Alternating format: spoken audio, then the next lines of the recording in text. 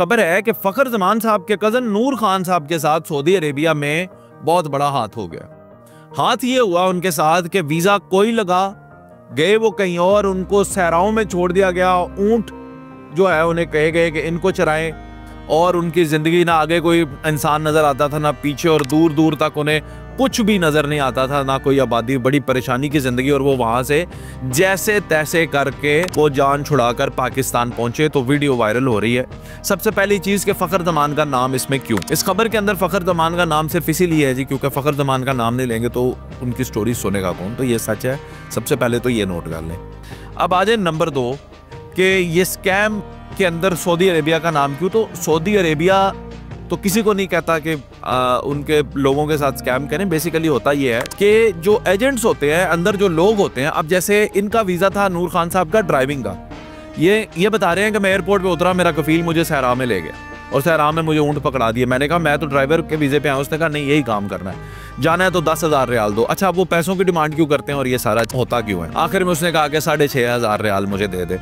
मसला ये है, समझिएगा, कि एक वीज़ा जब एक कफील वहाँ से निकालता है तो उसकी कुछ सरकारी फीस होती है, वो तो उन्हें अदा करनी ही पड़ती है। वो वीज़ा आगे से वहाँ पे कोई पाकिस्तानी एजेंट, कोई इंडियन, को बंगाली, कोई नेपाली, वो एजेंट ले लेते हैं, फिर अपने मुल्क में उसे बेचते हैं। अगर उसने वो वीज़ा वहाँ से 3,000 रियाल का लिया तो आगे 10,000, 15,000, 20,000 रियाल का बेचते हैं। ज़ाहिर अपना भी मुनाफा कमाते हैं। फिर वो बंदा जाके वहाँ पे काम करता है। अब ऊँट चलाने वाला जो है वो ड्राइवर का वीज़ा कैसे निकालेगा?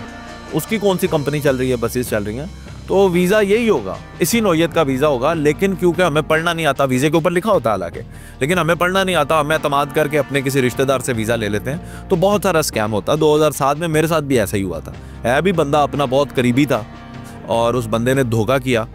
और धोखा ये किया कि मैं वहाँ पर गया था मुहंदस के वीज़े पे। मुहंदस कहते हैं ये कंप्यूटर वगैरह जो ठीक करने वाले होते हैं। वहाँ पे मुझे चाय बनाने पे लगा दिया। वो 2-3 महीने लगा के मैंने ज़ुबान सीखी, उनको बताया मैं ये काम करता हूँ, तो उसने कहा अच्छा चले मैं आपको शिफ्ट कर देता हूँ। ये मैं आपको हकीकत बता रहा हूँ। अब इसके साथ क्या हुआ कि ड्राइवर का वीज़ा नहीं था, वीज़ा वही होगा, लेकिन जब इसको पता था मैं ड्राइवर के वीज़े पे आऊँ, वहाँ पे जाके अब वो ड्राइवर का काम कैसे दे? उसने तो वही काम लेना है जो है। अब यहाँ पे सवाल पैदा होता है कि वो फिर पैसे क्यों मांगते हैं? अच्छा पैसे दें, जान छोड़ दें, क्योंकि उसने सरकारी फीस देकर वीज़ा निकाला होता है, तो वो अपने उससे भी ज़्यादा पैसे रख कर वो भी लालच करते हैं।